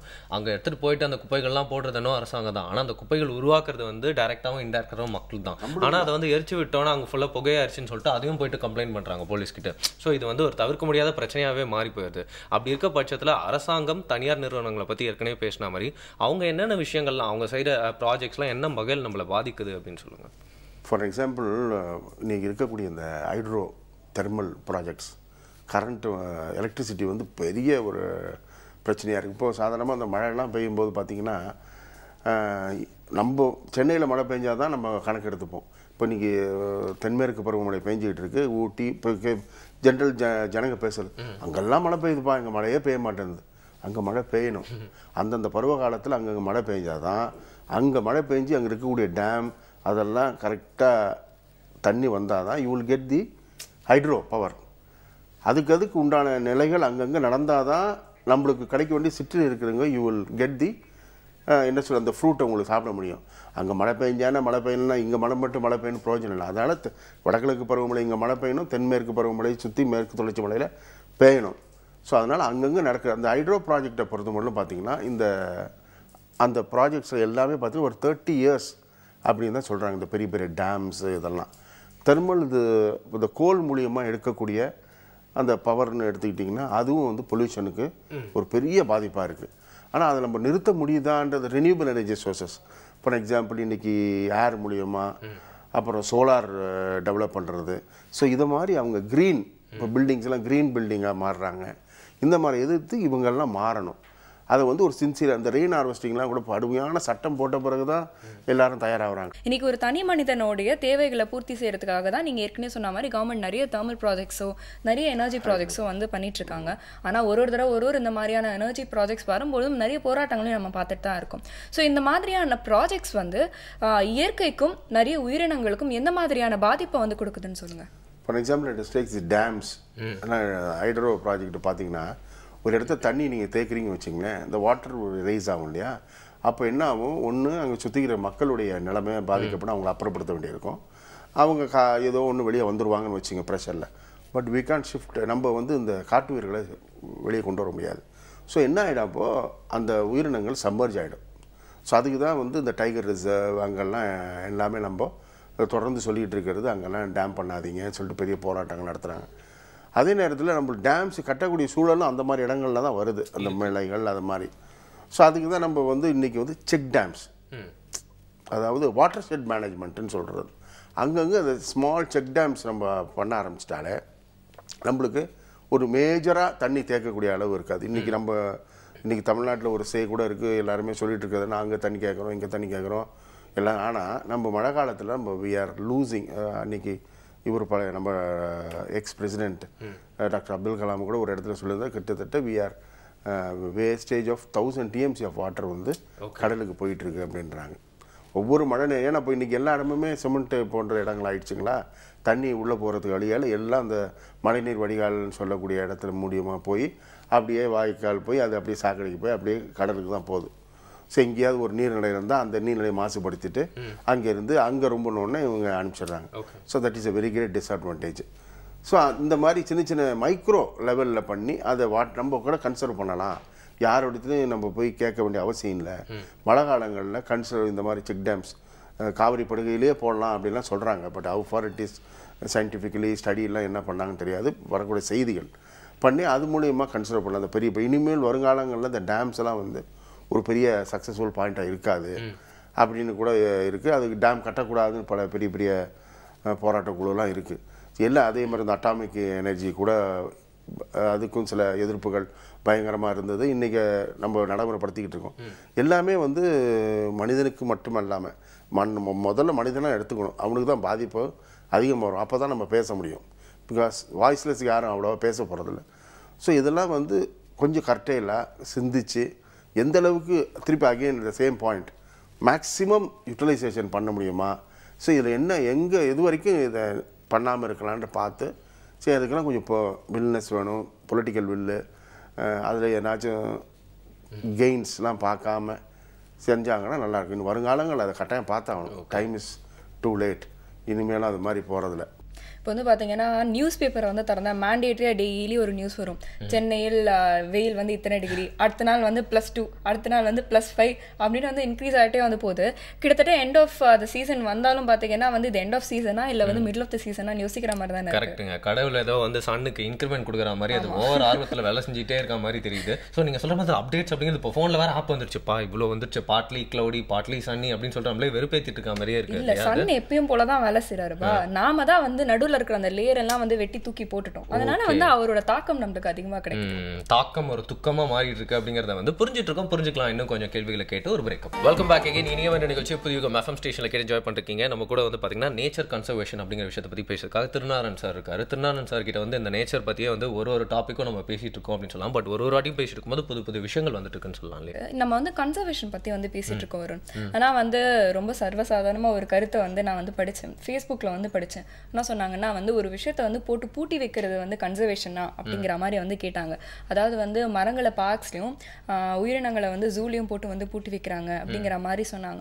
ஆனால் சில இடங்கள்ல வந்து பார்த்தீங்கன்னா வேற வழி இல்லாமல் இந்த மாதிரி ஜூஸில் தான் வந்து சாங்சுரிஸ்ல வந்து கன்சர்வ் பண்ண வேண்டிய ஒரு கட்டாயம் இருக்கு. ஆனால் இது ரெண்டுமே வந்து பார்த்தீங்கன்னா எதிர் துருவங்கள்லேருந்து வந்த கருத்தாக தான் இருக்கு இல்லையா. பட் ஆனால் இப்போ நேச்சர் கன்சர்வேஷன் அப்படின்னு பார்த்தீங்கன்னா அதில் எப்படி வந்து நேச்சுரலான முறையில் அதை பண்ணுறது அப்படிங்கிறது இப்போ ஒரு பெரிய சவாலாக இருக்குது. ஏன்னா எது பண்ணாலும் அங்கே சுற்றி இருக்க மக்கள்லாம் வந்து அப்புறப்படுத்தப்படுறாங்கன்ற மட்டும் இல்லாமல் அந்த ஊரே வந்து காலி செய்யணும் அப்படிங்கிற ஒரு பட்சம் வந்து இப்போ சவுத் சைடில் நிறைய பிரச்சனைகள்லாம் ஏற்பட்டு இருக்கு நீங்கள் பார்க்கலாம். ஸோ நேச்சர் கன்சர்வேஷன் அப்படிங்கிறது எப்பவுமே வந்து ரொம்ப நேச்சர் ஃப்ரெண்ட்லியாக இருக்கணும்னா என்னென்னலாம் பண்ணலாம்னு சொல்லுவாங்க. அவங்க சொல்லும்போது சாங்சுரின்னாங்க. ஆமாம், சாங்சுரி வந்து it's not a closed area, it's a wild one. Okay, முதல்ல அது ஒன்று நேச்சுரலாக இருக்கும். ஆமாம்மா, அது வந்து அது இன்ஸ்டிடியூ கன்சர்வேஷன். இப்போ ஃபார் எக்ஸாம்பிள் இன்ஸ்டிடியூ கன்சர்வேஷன், அது இந்த ஜூவில் இருக்கிறது வந்து எக்ஸிடியூ கன்சர்வேஷன். ரெண்டுமே கன்சர்வேஷன் தான். ஸோ இது வந்து இந்த இன்ஸ்டிடியூன்றது வந்து வைல்டாக இருக்கிற இடத்த அப்படியே கன்சர்வ் பண்ணுறது. எக்ஸிடியூன்றது வந்து பார்த்திங்கன்னா ஒரு ஒரு ஒரு உயிரினம், அது இதுக்கு மேலே வந்து அது வைல்டில் இருந்தால் காப்பாற்ற முடியாது, அதோடைய பாப்புலேஷன் கம்மியாகிட்டே டுண்டிலாகிட்டே வருது. ஸோ இதை கட்டாயம் கன்சர்வ் பண்ணணும் போது அதை கொண்டு வந்து பாதுகாப்பான கேபிட்டிவ் ப்ரீடிங்கில் வச்சு அதுக்கு உண்டான போஷாக்கெல்லாம் கொடுத்து அதை திருப்பி மீண்டும் கொஞ்சம் கொஞ்சமாக தன்னுடைய பாப்புலேஷன். ஃபார் எக்ஸாம்பிள் நம்ம அறிஞரான ஜுவாலஜிக்கல் பார்க்க பார்த்தீங்கன்னா லைன் டெயில் மெக்காக், சிங்கவால் குரங்கு, அது சோலை மந்தின்னு சொல்லக்கூடிய அப்படியே மேஜராக அங்கே ப்ரீட் பண்ணி சக்ஸஸாக பண்ணிகிட்டு இருக்காங்க. ஸோ அது வந்து ஜூன்றது வந்து வெறும் நம்ம பூட்டி வைக்கிறோம் அப்படின்றது மட்டும் பார்க்காம அது வந்து ஒரு ரிசர்ச் ஓரியன்டு. பலவிதமான ரிசர்ச் ஸ்காலர்ஸ் வந்து அங்கே படிக்கிறாங்க, பயாலஜிஸ்ட் இருக்காங்க, குழந்தைகள் வராங்க. ஒரு குழந்தை இன்றைக்கி வந்து படிக்கிற காலத்தில் வந்து ஒரு பெங்கால் டைகரை பார்க்கணுன்னா இன்றைக்கி வந்து சாத்தியமே அல்ல. வீடியோவில் தான் பார்க்க முடியும். நீண்ட நாள் பயணம் செஞ்ச நாங்கள் எங்களை வாழ்கிற இயற்கை ஆளர்களே ஒரு 2 தடவை 3 தடவை அதுக்கோசம் அதை பார்க்கணும்னு சொல்ல வரல. They should know. இன்னும் வருங்காலங்களில் வந்து அது பேப்பரில் பார்க்கக்கூடிய சந்தர்ப்பம் வந்தாலும் வரலாம். ஸோ இது மாதிரி ஒரு விஷயத்துக்கு தான் இந்த எக்ஸிட்டிவ் அதுக்கு தான் எக்ஸிட்டிவ் கன்சர்வேஷன் அப்படின்னு சொல்கிறாங்க. அது ஒரு பக்கம் தான். அதே மாதிரி இந்த மரங்களை பற்றி சொல்லும்போது பார்க்கில் இருக்கும்போது அது அப்படி கிடையாது. நம்ம வந்து we should develop the green cover. அது எப்படி ஆமாம் எப்போ க்ரீன் எப்படி இருந்தாலும் அது நம்மளுக்கு தேவை. வெதர் அது பார்க்குள்ளே இருந்தால் கூட அதனுடைய கார்பன் டை ஆக்சைடு எடுத்துகிட்டு ஆக்சிஜன் கொடுக்குறது அது செய்ய தான் போகுது. அது it is not cover under the room or anything. So நம்மளுக்கு வந்து எங்கே இருந்தாலும் சரி we need a green cover. எவ்வளோக்கு எவ்வளோ நம்ம கவரேஜ் இன்க்ரீஸ் பண்ணுறோமோ அவ்வளோக்கு அவ்வளோ ஹியூமன்ஸ் வில் கெட் பெனிஃபிட். இப்போ ஒரு போன வாட்டி பார்த்தீங்கன்னா வடகிழக்கு பருவமழை உங்களுக்கு வந்து சென்னை காஞ்சிபுரம் சார்ந்த இடங்களில் இப்போ உங்களுக்கு வெரி பேட் போர் ரெயின்ஃபால். என்ன காரணம்னா மேஜர் நம்மளுடைய ஹைவேஸ்லாம் பெரிய பெரிய ரோடெல்லாம் போட்டதால வி லூஸ் ஆல் மரங்களெல்லாம் இழந்துட்டோங்க. ஸோ அதனால் எங்கே இருந்தாலும் சரி முடிஞ்சால் மாடியில் கூட ஸ்டார்ட் பிளான்டிங் ட்ரீ. ஏன்னா நம்மளுக்கு க்ரீன் வேணும். க்ரீன் இருந்தால் தான் அந்த ஃபோட்டோசிந்தசிஸ் அதெல்லாம் ப்ராசஸ் நடக்கும். We will get the oxygen. அந்த ஆக்சிஜன் எங்கள் பியூர் ஆக்சிஜன் இப்போ இன்னும் சில இடங்களில் ஏதோ விலைக்கு விற்கிறாங்களோ கேள்விப்பட்டேன் நான். ஆக்சிஜன் அந்த சபரிமலையில் போகும்போதெல்லாம் கூட சில நேரத்தில் அந்த கேபின் மாதிரி வச்சு யூஸ் பண்ணுறாங்க. So the days or changing. தண்ணி விலைக்கு வாங்க ஆரம்பித்தாச்சு, காற்று விலைக்கு வாங்க ஆரம்பித்தாச்சு. அது ஒரு ப்ராக்டிஸ் ஆகிடுச்சுன்னா வந்து அது நல்ல ஒரு இண்டிகேஷனே கிடையாது. ஆனால் சென்னையில் வந்து பார்த்தீங்கன்னா இதுக்கு மேலே நம்ம வந்து க்ரீன் ஸ்பேசஸ் வந்து கொஞ்சம் கூட இழக்க முடியாது அப்படிங்கிறத வந்து ஒரு நியூஸ் பேப்பரில் படித்தேன் சார், ஒரு நியூஸில். ஆனால் இப்போ சென்னை அப்படிங்கிற பட்சத்தில் நீங்கள் சொன்ன மாதிரி எங்கே க்ரீன் ஸ்பேஸ் மரங்கள் செடிகள் இருந்தாலும் பரவாயில்ல, எந்த முறையில் ஒரு பார்க்குள்ள இருந்தாலும் பரவாயில்ல அப்படின்னு சொல்லிட்டீங்க. பட் ஒரு நேச்சராக பார்த்தீங்கன்னா வந்து சென்னையை தாண்டி நிறைய இடங்கள் இருக்குது. அங்கெல்லாம் வந்து இயற்கையாக இருக்கிற அந்த மரங்கள்லாம் வெட்டிட்டு இவங்க வந்து ரொம்ப அந்த பயோடைவர்சிட்டியை வந்து முற்றிலுமாக அழிக்கிற மாதிரி ஒரே கைண்ட் ஆஃப் ஸ்பீஷீஸ் அதெல்லாம் வந்து வச்சுட்டு இருக்கிறத நம்ம பார்க்குறோம். ஸோ அரசாங்கத்தோட பங்கு அப்படிங்கிறது பெருசாக இருந்தால் தான் இதை வந்து ஒரு வாஸ்ட் லெவலில் மாற்ற முடியும்னு சொல்லலாம். நிச்சயமாக எனக்கு வந்து நேச்சர் கன்சர்வேஷன் அப்படிங்கிறது வந்து உண்மையாக ரொம்ப ஒரு பெரிய விஷயம் இல்லையா சார்? ஸோ அரசாங்கத்தோட சப்போர்ட் இதுக்கு எந்த அளவுக்கு இருக்கணும்? அரசாங்கம் என்ன மாதிரியான விஷயங்கள்லாம் வந்து செய்யணும்னு சொல்லுங்க. அரசாங்கத்துடைய பங்கு மிகப்பெரிய பங்கு தான். அதான் சொல்கிறேன், அந்த யாராக இருந்தாலும் சரி அவங்கக்கிட்ட அந்த ஒரு வில் வேணும். இந்த பொலிட்டிக்கல் வில் சொல்கிற மாதிரி நேச்சர் வில் ஒரு திங்கிங் இருக்கணும். அதுக்கு ஒரு சின்ன எக்ஸாம்பிள் ஒன்று சொல்லலாம். 2010 பெரும்பாக்கம் சோழிங்கநல்லூர் பெரும்பாக்கம் மார்ச் அப்படின்ட்டு ஒரு சின்ன ஒரு 70.2 ஹெக்டேர்ஸ் 2010 பார்த்தீங்கன்னா அந்த நீர்நிலையில் மழை பெஞ்சு அது மேலே ஃபுல்லாக மிதக்கும் தாவரங்கள் அதிகமாக இருந்தது. அந்த மிதக்கும் தாவரங்கள் எப்படி இருந்ததுன்னா அதை சார்ந்த பறவைகள் அதெல்லாம் வரக்கூடிய இடமா இருந்தது. அது வந்து மழை நீர் தண்ணி, அந்த தண்ணி தான் பள்ளிக்கரணைக்குள்ளே போய் அங்கே ஒரு சூழ்நிலையை ஏற்படுத்தி கடலுக்கு போகும். ஸோ இதை வந்து 2010 தொடர்ந்து ஊடகங்கள் பத்திரிகைகள்லாம் செஞ்சு எல்லாம் எடுத்து உரைச்சி பண்ணி எல்லா செக்ரட்டரிஸ்லாம் வந்து பார்த்த பிறகு இது ரொம்ப முக்கியமானது. ஏற்கனவே அங்கே நிதி நகரம் வர மாதிரி இருந்தது. ஸோ அதை நிறுத்தி என்ன பண்ணாங்க, இங்கே அரசாங்கத்துடைய பெரும் பங்கு என்ன பண்ணாங்க, அந்த இடத்த கவர்மெண்ட் வந்து பள்ளிக்கரணை சதுப்பு ஆணையத்துக்கு கொடுத்துட்டாங்க. ஆனால் எதுக்கோசம் போராடி அந்த இடத்த நாங்கள் எல்லாம் சேர்ந்து நம்ம வாங்கினோமோ அங்கே ஒரு பறவை, முக்கியமான பறவை, அது பெசன்டேல் ஜசானா தாழையிழை கோழின்னு ஒரு பறவை முட்டையிட்டு அதிகமாக முட்டையிட்டு குஞ்சு பொறிச்சிட்டு இருந்த அதை வச்சு தான் நாங்கள் எல்லாம் அதை ஊடகங்களில் காமிச்சோம். நீங்கள் 2015 பார்த்தீங்கன்னா பக்கத்தில் அன்வான்டாக அது என்ன ரோடுன்னு தெரியல, ஒரு அன்வான்ட் ரோடு ரைஸ் பண்ணி எங்கேருந்தோ கிடக்கக்கூடிய டெப்ரிஸ்லாம் கொண்டு வந்து கொட்டி அந்த ரோடை மார்ஷோட அதிகப்படுத்திட்டாங்க. அந்த ரோடை அது என்ன ஆகிடுச்சுன்னா இப்போ மழை பெஞ்சுது லாஸ்ட் இயர், ஆனால் தண்ணி அங்கேருந்து இங்கே கிராஸ் ஆகல. லெஃப்ட் சைடில் இது இருக்கும், ரைட் சைடில் வந்து நீங்கள் சொல்கிற அந்த ஆமாம் அந்த வந்து ரோட்லேருந்து தண்ணி இங்கே வரல. இப்போ என்ன இப்போ தண்ணி ஃப்ளாட்டாக இருக்குது. That is no floating vegetation, nothing, flat. அப்படியே தண்ணி வெறுமனை இருக்குது. Stagnated water. It's always stagnated. Running water மழை காலத்தில் தண்ணி போகும், but water should not be flat. இதில் என்னாச்சும் வெஜிடேஷன் இருந்தால் தான் அந்த ஆக்சிஜன் ப்ரொடக்ஷன் அதெல்லாம் நடக்கும். ஸோ அதை சார்ந்த மீன்கள் அந்த பறவைகள் வந்துட்டு போகும். அந்த பறவைகளுக்கு தான் அந்த இடம் கொடுத்துருக்கு.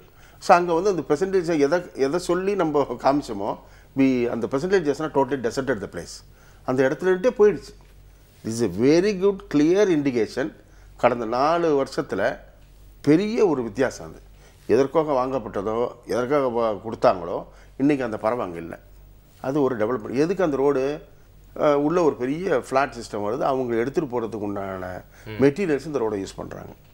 யாரை கேட்டாலும் எங்கே ரோடு இல்லை, அவங்க ரோடு இல்லைன்னு சொல்கிறாங்க. பத்திரிகைகள்லேயே வந்துருச்சு அது. அந்த ரோடை வந்து அந்த ரோடில் ஃபாரஸ்டோடைய இடம் கொஞ்சம் வருது. அதில் அது ரோடு சரிசமமாக அந்த மார்ஸோடய இருந்திருந்ததுன்னா உங்களுக்கு தண்ணி ஃப்ளோ இருந்திருக்கும். ஸோ இந்த இடத்துல என்ன செய்யுது, ஒரு indication clearly indicates that we lost a bird. அது ஒரு பேர்டு நம்ம நினச்சிட்ருக்கோம், அதை சார்ந்து இந்த சீசனில் உங்களுக்கு தெரியும். ஸோ இப்படி தான் வந்து அந்த இடத்துல இப்போ அரசாங்கம் செஞ்சது தான், பெரிய லெவலில் இன்றைக்கி காலகட்டத்தில் செஞ்சது தான். ஆனால் திருப்பி ஒரு ரெவன்யூ டிபார்ட்மெண்ட்டுடைய அலட்சிய போக்கு, அவங்க அதோடைய உண்மைத்தன்மை தெரிஞ்சாமல் அந்த ரோடை அங்கே இருக்கக்கூடிய பஞ்சாயத்தில் விட்டு அந்த ரோடால் ஒரு பெரிய மாற்றம் ஏற்பட்டிருக்கு. இது ஒரு எக்ஸாம்பிள் நான் சொல்கிறேன். இதே மாதிரி you can think state, national, globally. இன்னும் நிறைய கேள்விகள் நம்ம வந்து சார் கிட்ட கேட்க வேண்டியதுக்கு ஒரு பிரேக் போயிட்டு வரலாம். புதிய காலை வேளையில் தொடர்ந்து எல்லாருமே வந்து கேட்டு என்ஜாய் பண்ணிருக்கிறது இனிய நிகழ்ச்சியை. ஒரு சிறு இடைவேளைக்கு அப்புறம் நம்ம வந்து தொடர்ந்து பேசிட்டு இருக்கோம் நேச்சர் கன்சர்வேஷன் அப்படிங்கிற டாப்பிக்ல. திருநாராயண் சார் கிட்ட நிறைய கேள்விகள்லாம் கேட்டுட்டு இருக்கோம். பட் இன்னைக்கு வந்து நேச்சர் கன்சர்வேஷன்ல வந்து எல்லாருக்குமே ஒரு சின்ன ஆர்வம் வந்திருக்கு அப்படின்னு தான் வந்து சொல்லலாம் சார். இப்போ ரீசெண்டாக வாட்ஸ்அப்பில் கூட பார்த்தீங்கன்னா வந்து ஒரு விஷயம் வைரலாக வந்து அனுப்பினாங்க. ஏன்னா வீட்டில் நீங்கள் சாப்பிட்ற பழத்தோட விதைகள்லாம் சேகரித்து நீங்கள் வந்து ஹைவேஸில் போகும்போது வந்து தூவி விட்டுட்டு போங்க அப்படின்னா. ஆனால் வந்து மண் இருக்கா அப்படிங்கிறது ஒரு கேள்வி அப்படின்னாலும் எல்லாருக்கும் அந்த ஒரு இன்டென்ஷன் வருது நம்ம வந்து செய்யணும் அப்படின்னு. பட் அதில் ஒரு கிளாரிட்டி இல்லை அப்படிங்கிறது தான் வந்து இங்கே ஒரு சின்ன விஷயம். ஸோ அந்த ஒரு கிளாரிட்டிக்காக வந்து சொல்லுங்கள் சார், ஒரு இண்டிவிஜுவல் நேச்சர் கன்சர்வேஷனில் வந்து தன்னை ஈடுபடுத்திக்கணும்னா சின்ன சின்ன டிப்ஸ் சொல்லுங்கள், என்ன நல்லா செய்யலாம்னு. முதல்ல அதுக்கு வந்து கிளாரிட்டி இல்லாதன்றதுக்கு மெயின் காரணம் அவேர்னஸ், அதாவது விழிப்புணர்வு. அந்த விழிப்புணர்வு வந்து இந்த சுனாமிக்கு அப்புறம் கொஞ்சம் பயம் கலந்த ஒரு விழிப்புணர்வாக என்னை பொறுத்த மட்டும் நான் எல்லாட்டையும் பேசினதில் பழகினது தெரிஞ்சது. சுனாமிக்கு அப்புறம் ஒரு எதிர்பாராத ஒரு பெரிய டிசாஸ்டர், அவங்க யாரும் அந்த வார்த்தையை கூட கேள்விப்பட்டதில்லை. ஸோ அதுக்கப்புறம் வந்து இயற்கையும் இவ்வளோ கோபமாக மாறும், இயற்கையும் இவ்வளோ கோபமாக கபிகலீரம் பண்ணுன்றது மக்கள் தெரிஞ்சுக்கிட்டாங்க. அதுலேருந்து கொஞ்சம் கொஞ்சமாக இப்போ சாதாரணமாக மழை வெயில் அடித்தாலோ எல்லாமே இன்றைக்கி நியூஸ் நோட் பண்ணுறாங்க, எல்லாமே நியூஸு, எல்லாமே கவனிக்கிறாங்க, எல்லாமே வந்து பதிவு பண்ணுறாங்க. அதிகமாக மழை பெஞ்சாலும் மைக்கை கொடுத்து அவங்ககிட்ட கேட்குறாங்க, அதிகமாக வெயில் அடித்தாலும் அவங்ககிட்ட கேட்குறாங்க. அவங்களும் தனக்கு ஏற்ற மாதிரி இயற்கை மாறணும்னு விருப்பப்படுறத முதல்ல நிறுத்தணும். அவங்க ஆஃபீஸ் போகும்போது மழை பெய்யக்கூடாது, நைட்டு வீட்டில் இருக்கும்போது அந்த மாதிரி எண்ணங்களை இயற்கை வந்து தன்னுடைய ஆதிக்கத்தில் இருக்கிறபோது இவன் வந்து டிக்டேட் பண்ணுறதுக்கு உண்டான ஸ்கேலில் திங்க் பண்ணக்கூடாது.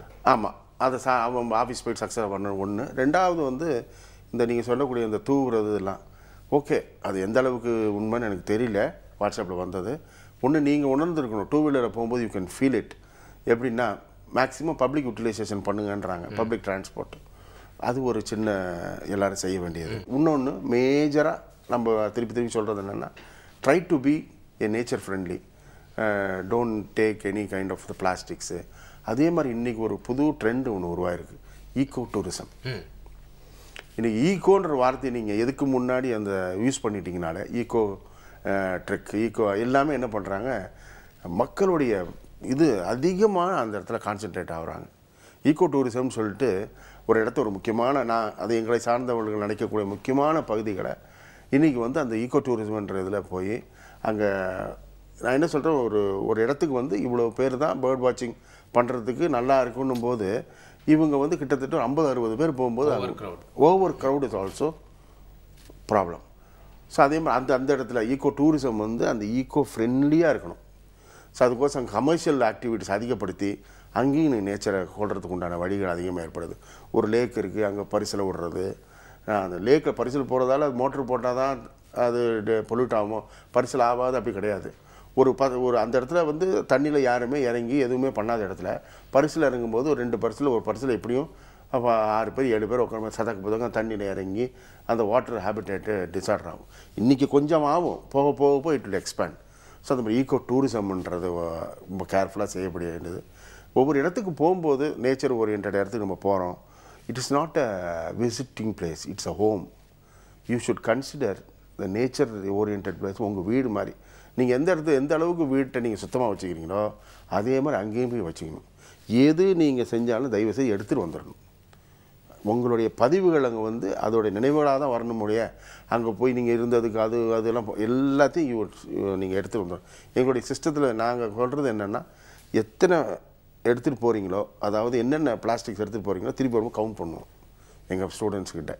திருப்பி எத்தனை வச்சுருக்கீங்க, மெயினாக வந்து அதுதான் இருக்கும். முடிஞ்ச அளவுக்கு எக்ஸ்ட்ரா எடுத்து வந்தால் சந்தோஷம்தான். ஆனால் உங்களுக்கு எதுவுமே அங்கே மிஸ் ஆகிடக்கூடாது. அவேர்னஸ். ஸோ அங்கே தான் it will make clarity.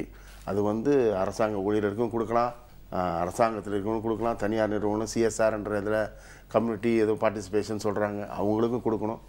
Awareness is only way for the clarity. Okay, இன்றைக்கி நேச்சர் கன்சர்வேஷன் அப்படிங்கிற ஒரு டாப்பிக்கில் நேச்சர் அப்படிங்கிறது ஒரு வாஸ்ட் டாப்பிக்காக இருந்தாலும் அதில் ஒரு குட்டி விஷயத்தை பற்றி பேசியிருக்கோம் அப்படின்னு சொல்லலாம். பட் அதோட இம்பார்ட்டன்ஸ் அப்படிங்கிறது ரொம்ப பெருசு. நேச்சர் கூட டெய்லி வந்து கான்வர்சேஷன் வச்சுட்டு உங்ககிட்ட வந்து கன்சர்வேஷன் பற்றி நிறைய விஷயங்கள் கேட்டு தெரிஞ்சுக்கிட்டது வந்து ரொம்ப சந்தோஷம்னு சொல்லலாம். ஒரு ஃபோட்டோ ஒன்று பார்த்தேன், ஒரு பையன் வந்து கையில் பிளாஸ்டிக் கவர் போட்டு கீழே இருக்க பிளாஸ்டிக் எடுக்கிறான்.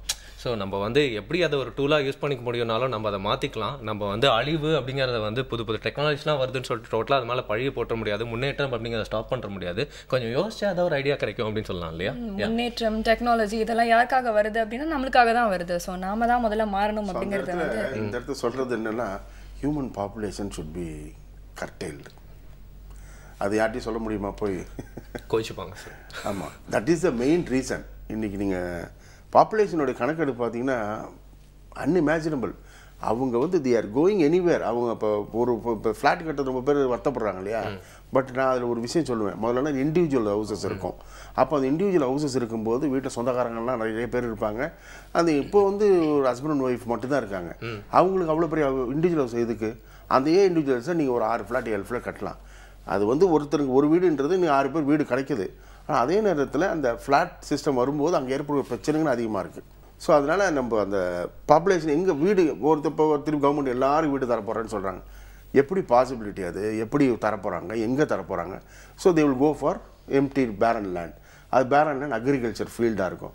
ஸோ இவன் அக்ரிகல்ச்சர் ஃபீல்டாக இருக்க காசுக்கு ஆசைப்பட்டு நீங்கள் எவ்வளவோ agriculture field real estate promoter. நான் கேட்குற ஒரே ஒரு கேள்வி, எல்லாத்தையும் வீடெல்லாம் மாற்றிட்டு எதுக்கு? அவங்களுடைய ஒரு வீடு எவனா கம்முன்னு இருக்காங்க, சாரி ஒரு வீடு வச்சுட்டு யாரும் இருக்காங்களா? They will buy for the sons grandchildrens. But what the grandchildrens and sons will eat? அவங்க பேரனும் பேத்தி என்ன சாப்பிடுவாங்க? எது வெறும் இந்த கல்லிய மண்ணியமா? சோத்துக்கு என்ன பண்ணுவாங்க அவங்க? There is no field. விவசாயம் பண்ண இடமே இல்லைன்னா இவங்க என்னத்தை சாப்பிடுவாங்க? இவன் அது இப்போ அந்த கான்செப்டே ஒன்று வர்றதே இல்லை. வீடு வாங்கணும், அதை வாங்கணும், மண்ணில் காசை போடுங்க, அதை போடுங்க சொல்கிறாங்களே.